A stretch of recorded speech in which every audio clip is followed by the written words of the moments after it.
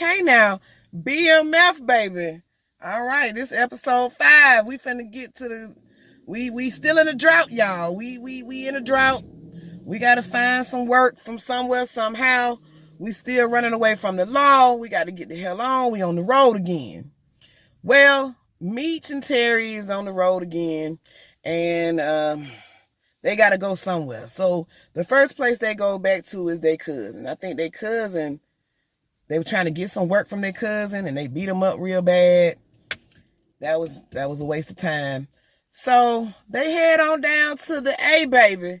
They come down to the ATL, baby.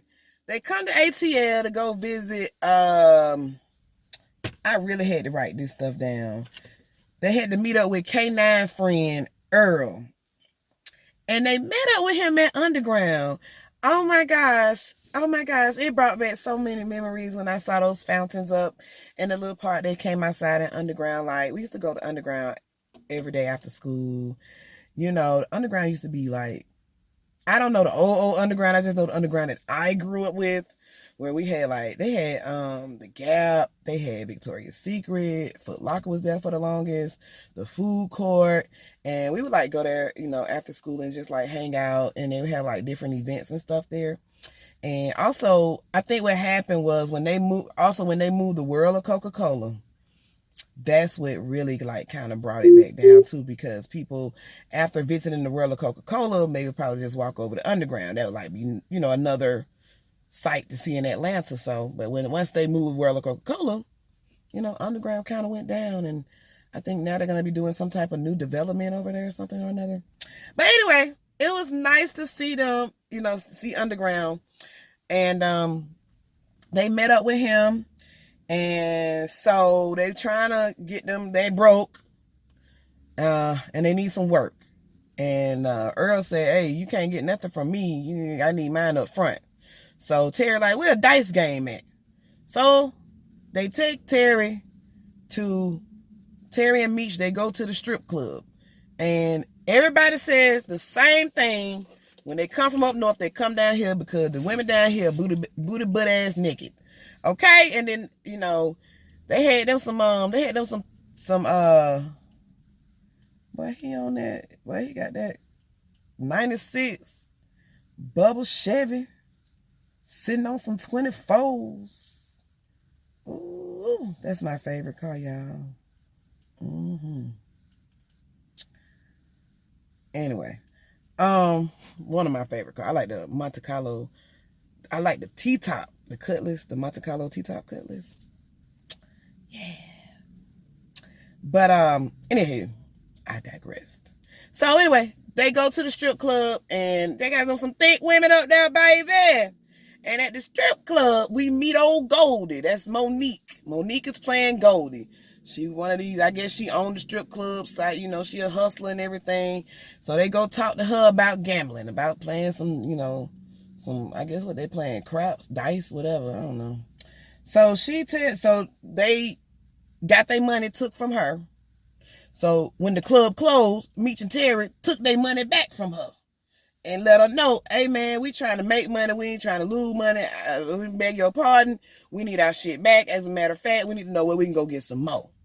So then she takes them to Bankhead to go play, you know, shoot some dice over there, some craps over there to go get their little money or whatever. So we gonna, you know, continue from there. Meanwhile, Lamar's still running around like he Michael Myers. Meanwhile, while he running around like he Michael Myers, he get hungry. And they go to Coney Island. He could eat for free. He ain't paying for shit. Not only is he not paying for shit, he running up on niggas getting their money too. So he in the midst of him trying to get Meech, he got hungry and he needed some money. So, and then while he needed some money, he said he need his queen. He go visit Monique, his baby mama. Baby mama said, oh no, sir, you ain't coming back over here. You know what I'm saying? Like, no. You already beat my ass and all kind of shit. So that's a no-go. The daughter is at the mama's house, so ain't no reason for your ass to be here. Then he gonna try to give a story. Oh, her daughter, she needs her mom. Yeah, I know what you're saying, but no sorry, Bob. Like, you can go ahead on with that. Meanwhile, Monique, she is a lawyer. She goes and visits Denise that's in, being held up because she got caught with the product that's in the that was in the limos, and that damn detective Bryant trying to put all kind of charges on her because because she's associated with the Floundery family. But Monique comes in, she's able to talk to the DA and give her a deal, and she took it. You know what I'm saying? I'm wondering what the future is going to be with Monique, now that she's been busted and they know the cover and stuff. But Monique coming out to be a pretty okay person for now. Okay? Meanwhile, while Detective Bryant worrying about where Meech at, he need to be worrying about where his son's shoes at. His son walks to the police station without his shoes, socks, dirt, and everything. He's getting bullied again. He's continuously getting bullied at school, and his daddy don't appreciate it. You know what I'm saying? His son is like, Dad, it's okay. No, son, you need to take. He's like, I don't like sports. Well, look here, boy. You finna learn some sports today. Well, he respects his son's wishes, and he calls Mickey. Mickey like, hey, man, Meech them gone. I don't know where they at. Now, Detective Bryant needs some a private matter dealt with. He has Mickey go see the boys, so see about them boys who beat his son up. I thought that was pretty clever. You know what I'm saying? Speaking of beating boys up, Uncle Charles, baby. Uncle Charles, woo, woo, woo. Uncle Charles, woo, woo, woo, woo. Uncle Charles done upgraded from the magazines, honey. He ain't looking at no magazines. Lucille, she goes to the little suitcase to see if the magazines were still there. Oh, no, Lucille, them magazines ain't there. Even at church, they go to a church trip, and Uncle Charles is at home all by himself. So he goes over to the newly divorced neighbor's house, which I thought she was a relative or something. No, he goes over there and fix something just so he can look at her.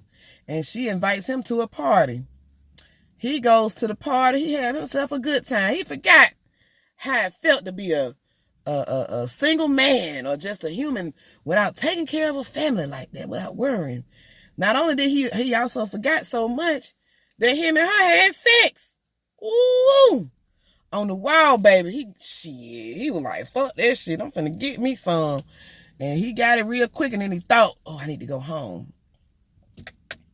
While he at home thinking, Lucille is thinking, and she asked the church choir lady, was she having an affair with her husband? And she looked at her and said, oh no, why would you ask me that? Lucille, do you really think she probably want to keep that thing going on with Uncle Charles if she is having one with her? You think she really gonna tell you? She might just be fond of the man. But keep your eyes open. So, what else happened? I wrote some notes down.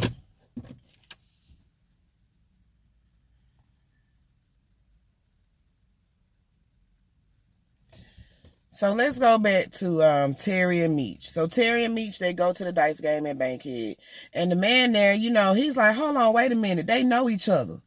And so they threw the dice away, and the man said, look, if y'all don't keep winning, I'm going to kill y'all. But don't you know that's what they came there for? They came there to win. They didn't go there to lose. They came there to win. So they eventually won all the money, and they went back to see... They went to see this dude called Pint.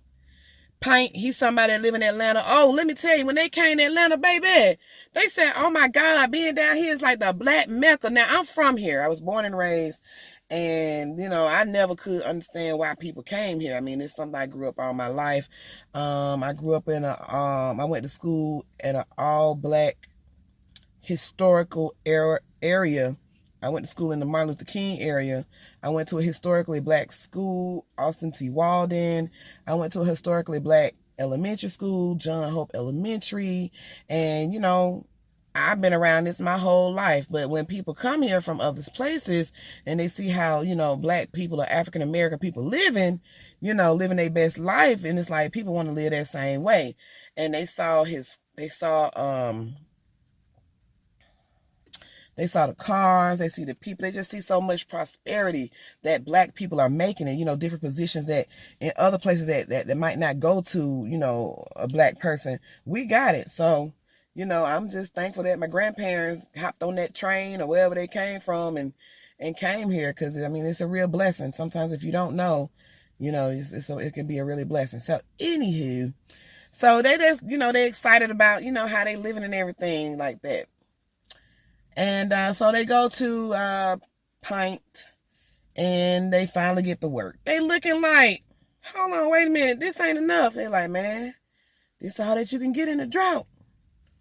So then they see that dude back there, he flicking the wrist. Look at the flick of the wrist. Look at the flick of the wrist. Look at the flick of the wrist. So they see him and they said, man, hey man, you back there, teach us that whip method. Now, the way they were trying to get him to teach him how he was doing that shit, it was like so uncalled for. But it looked like they were making a cake or something. They ain't gonna show us everything on TV, of course not. So anyway, so this is where they finna be making the money after the whip methods. This is where the cash money finna start flowing. And this is where they really finna, destroy people's lives. Yep, this is where it's finna happen. I was trying to figure out who was the first person to come up with it. And my aunt said somebody in Mexico. Like in Mexico, they was already making it that way. And then they showed somebody in California how to make it that way. I don't know how true it is. But nevertheless, it destroyed a lot of lives, destroyed a lot of people. And so they learned the whip method. We're going to see what they're going to do with this whip method. Meanwhile, Lamar decides he want to be big and bad and bold and go pay Miss Lucille a visit. He said he needs some prayer. Miss Lucille, she ain't no punk either. Now she had her knife in her pocket. And what she did for her, she prayed over him. She prayed for him. Because sometimes you can't fight fire with fire. You can't. The way he running around, the way he want, revenge, he needs some prayer in his life. And he had a little tear in his eyes. He crying because it felt like somebody heard him and somebody cared enough to lend their voice to God, to pray, to give him some type of, some type of closure that I pray that he gets. He look like somebody I know. New car syndrome. Anyway, it get like 60 degrees. Black folks start coming outside like roaches. It's a little warm out here. Anyway, so she started praying over him, and then little baby sister calling Meech and Terry like, hey man, this man done came to our house, so y'all need to get back to the house. So I can't wait for next episode. Y'all let me know what y'all think. Like, comment, subscribe. Until next time, see you later.